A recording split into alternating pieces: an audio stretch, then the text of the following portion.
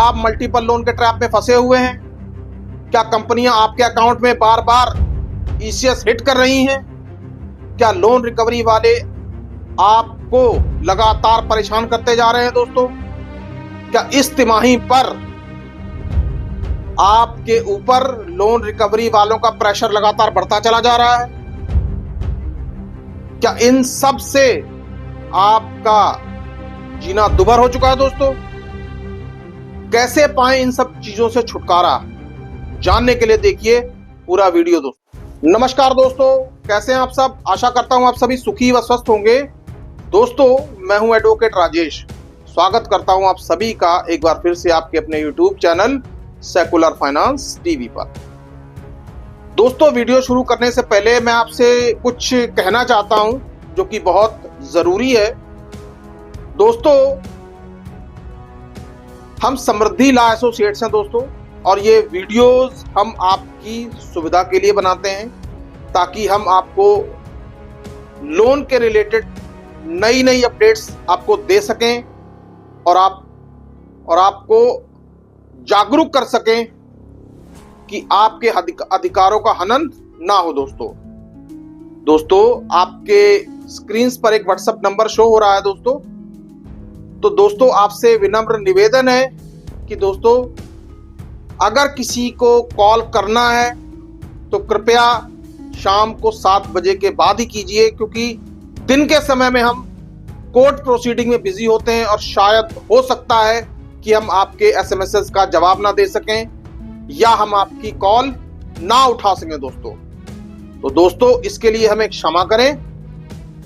लेकिन जैसे ही court hours खत्म होते हैं, शाम का वक्त होता है, थोड़ा सा हमें अपना काम समेटना होता है। समेटने के बाद फिर हम आपके व्हाट्सएप के जवाब और आपसे कॉल पर बात भी करेंगे दोस्तों। लेकिन दोस्तों, थोड़ा सा आप हमारे साथ भी कोऑपरेट कीजिए दोस्तों, क्योंकि हम ये चाहते हैं कि आपके बीच और हमारे बीच समन्वय बना रहे और प्यार इसी तरीके से बना रहे दोस्तों। क्योंकि आप भी हमारे लिए उतने ही प्रिय हैं जितना कि हमारे लोकल क्लाइंट्स, और हमारे लिए लोकल क्लाइंट्स भी उतने ही प्रिय हैं जितना कि आप। तो दोस्तों, आई होप आपको हमारी रिक्वेस्ट थोड़ी सी समझ में आ गई होगी दोस्तों। आइए आज का वीडियो शुरू करते हैं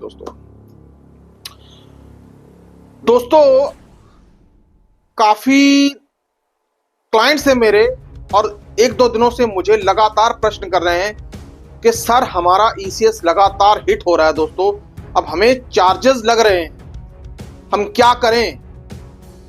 हम परेशान हैं, हमें हमारे अकाउंट्स में लगातार चार्जेस लग रहे हैं, तो हम क्या कर सकते हैं दोस्तों? इस स्थिति से हम कैसे बचें? दोस्तों, बात भी सही है और सवाल भी वाजिब है कि बैंक आपके अकाउंट में ईसीएस बार बार कैसे हिट कर रहा है दोस्तों, जबकि धारा 138 नेगोशिएबल इंस्ट्रूमेंट एक्ट की बात यदि हम करते हैं, उसमें हम चेक देते हैं, चेक एक बार लगने के बाद दोबारा नहीं लगता। तो ये ईसीएस बार बार कैसे हिट कर रहे हैं दोस्तों? आज हम इसी समस्या पर बात करेंगे दोस्तों। जैसा कि आप सभी जानते ही हैं कि आजकल डिजिटल लैंडिंग का जमाना है दोस्तों। आधार कार्ड और पैन कार्ड पर लोन मिलना बहुत ही आसान हो गया है। मिनटों में आपको लोन मिल जाता है और आपके अकाउंट में पैसा चला जाता है दोस्तों। और दोस्तों, फिर आ जाती है बारी लोन रिपेमेंट की। कुछ लोग शुरू में लोन रिपेमेंट सही टाइम से कर देते हैं, लेकिन बाद में होता क्या है कि कई बार ऐसी समस्याएं उनके सामने आ जाती हैं या ऐसी प्रॉब्लम्स उनके सामने आ जाती हैं कि वो ना चाहते हुए भी लोन डिफॉल्ट कर बैठते हैं दोस्तों। अब दोस्तों, समस्या कोई भी हो सकती है। मेडिकल इशू हो सकता है, जॉब का इशू हो सकता है, बिजनेस इशू हो सकता है, किसी के लिए स्टडी इशू हो सकता है दोस्तों। मतलब कुछ भी हो सकता है दोस्तों, कोई भी समस्या जो कि अनअवॉइडेबल हो। तो दोस्तों, फिर उसके बाद कंपनियों का प्रेशर शुरू हो जाता है, ढेरों कॉल्स आनी शुरू हो जाती हैं, कॉल्स पे कॉल्स, इधर से कॉल उधर से कॉल। आदमी परेशान तो पहले से ही होता है, फिर सोचता है कि चलिए एक लोन ले लिया, दूसरा ले लीजिए। करते करते करते 1 से 2, 2 से 3 करके उसके ऊपर ओवरड्यू का पहाड़ खड़ा हो जाता है। अब वो पहाड़ इतना भारी हो जाता है उनके ऊपर कि वो बेचारा आम आदमी दब जाता है नीचे। अब दोस्तों, एक तरफ परिवार का प्रेशर, ऊपर से लोन कंपनियों का प्रेशर, इधर से कॉल आ रही है, उधर रिकवरी एजेंट परेशान कर रहे हैं। क्या करे? आदमी इतना ज्यादा मेंटली हरास हो जाता है कि आदमी ये सोचने लग जाता है कि क्या से क्या कर सकते हैं। मैं वो बातें यहां पे बोलना नहीं चाहता, लेकिन जो हार्श रियलिटी है मैं वही चीजें आपको बता रहा हूं। ऐसे लोगों को मैं ये कहना चाहता हूं कि माना कि चलिए आप लोन में फंस गए हैं, लेकिन हिम्मत से काम लीजिए, क्योंकि दोस्तों इंसान के साहस से बड़ी कोई चीज नहीं है। ये रिकवरी एजेंट्स क्या हैं? ये कंपनी वाले जो आपको कॉल कर रहे हैं क्या हैं? कुछ भी तो नहीं। आप इनकी कॉलें अगर नहीं उठाएंगे, अगर इनको अटेंड नहीं करेंगे तो क्या भाई आपको जेल थोड़ी ना कोई भिजवा देगा? या रिकवरी एजेंट्स को आप इनको अटेंशन नहीं देंगे, इनकी बात नहीं सुनेंगे, तो कंपनी ऊपर आपके ऊपर कोई लीगल एक्शन तो ना ले लेगी? कुछ नहीं होगा। क्यों डरते हैं? अगर आपके साथ रिकवरी एजेंट्स गलत कर रहे हैं तो आप भी फिर जैसे को तैसा कीजिए, पुलिस को बुलाइए, भाई साहब को भी जेल भिजवाइए। आपको अपने अधिकार पता है कि नहीं पता है? नहीं पता है तो पता रखिए, जरूरी है। कोई बंदा आपकी इज्जत के साथ खिलवाड़ करता चला जा रहा है और आप चुपचाप देखते रहेंगे, आप उसको सर सर सर करते रहेंगे, हाथ बांध के खड़े रहेंगे, धीरे सुर में बात करेंगे। अरे क्यों बात करेंगे भाई? अगला आपकी इज्जत को तार तार करने में जुटा हुआ, आप सर सर सर कर रहे हैं, 2 पैसे का आदमी। ठीक है ना? अपने अधिकार जानिए। दोस्तों, आरबीआई में ऐसा कोई रूल है ही नहीं कि लोन रिकवरी एजेंट्स आपको इस तरह हरास कर सके और आपको परेशान कर सके। दोस्तों इसलिए मैं कहता हूं, आप अपने अधिकार जानिए और इन सबसे डट कर मुकाबला कीजिए। दोस्तों, अब दोस्तों बात करते हैं थोड़ी आगे की। कंपनियों का रिकवरी प्रोसेस चलता रहता है, फिर चेक बाउंस, ईसीएस बाउंस और आर्बिट्रेशन का प्रोसेस। अब दोस्तों, आर्बिट्रेशन के बारे में बात तो हम कर ही चुके हैं, लेकिन आज हम बात करेंगे ईसीएस बाउंस के ऊपर। दोस्तों,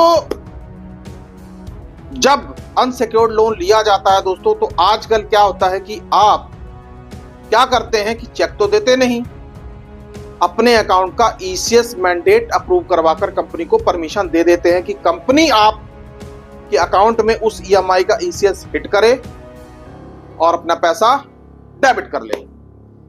अब दोस्तों, ये तो हो गई रेगुलर पेमेंट करने वालों की बात।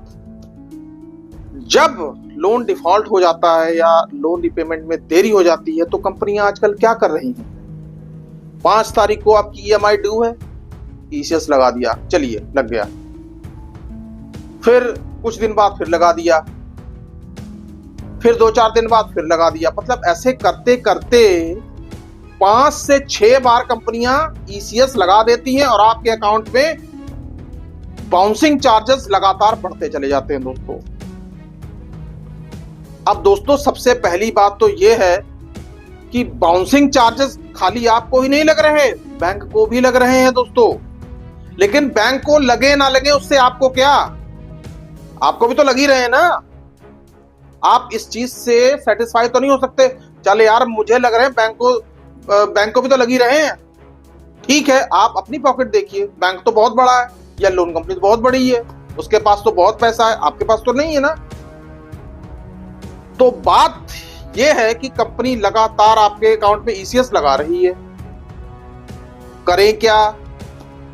अब दोस्तों, कंपनी को हम किस तरह से कहें कि भाई आप तो ईसीएस बहुत लगा रहे हैं, हमारे अकाउंट में लगातार हिट कर रहे हैं, जबकि मैंने तो परमिट आपको एक बार के लिए किया था, तो आप ये बार बार क्यों कर रहे हैं? दोस्तों, ये कैसे कहा जाएगा? ऊपर से लोन रिकवरी एजेंट्स कॉल्स, फिर कभी कभी साथ में आर्बिट्रेशन का नोटिस भी आ रहा है। दोस्तों, अब दोस्तों कई लोग ये कहते हैं कि जब ईसीएस बार बार आपके अकाउंट में हिट हो रहा है तो आप बैंक को लिखिए, कंपनी को लिखिए और बैंक अकाउंट बंद करवा दीजिए, या सॉरी ईसीएस बंद करवा दीजिए। दोस्तों क्या आपको पता है कि ईसीएस बंद करवाने पर आपका क्या नुकसान होगा? आपके ऊपर एफआईआर दर्ज की जा सकती है दोस्तों।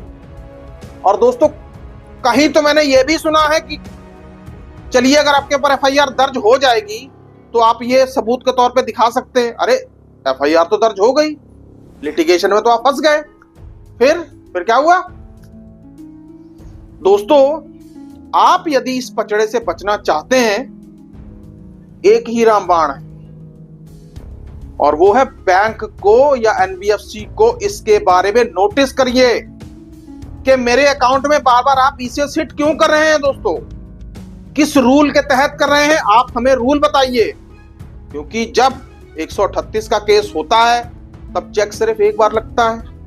ईसीएस आप बार बार हिट कैसे कर सकते हैं? किसने आपको ईसीएस बार बार हिट करने की परमिशन दी?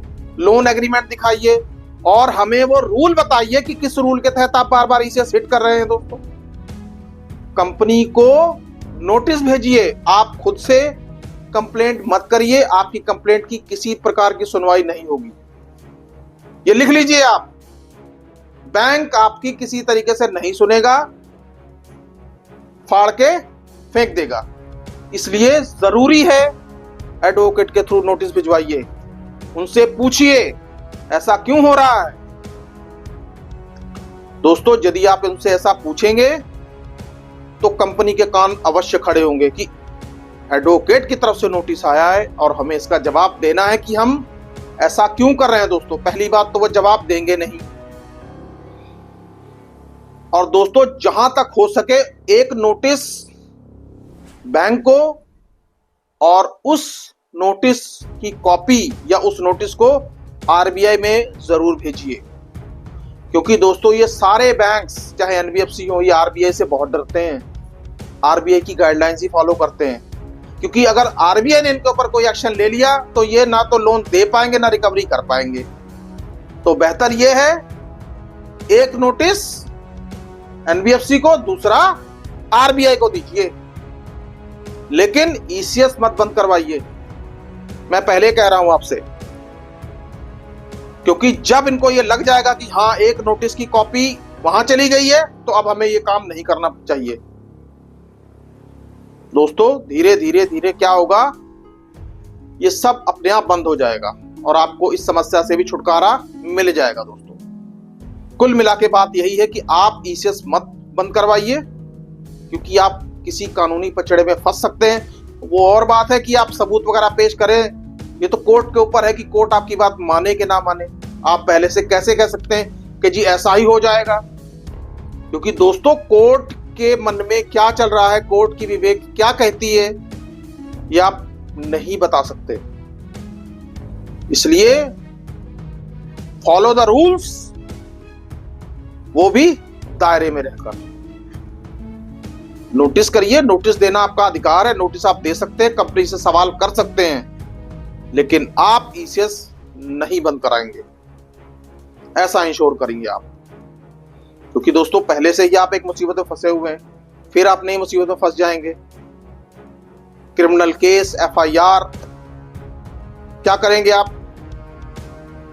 दोस्तों आई होप मेरे द्वारा दी गई जानकारी आपको पसंद आई होगी दोस्तों, आपके काम की रही होगी दोस्तों।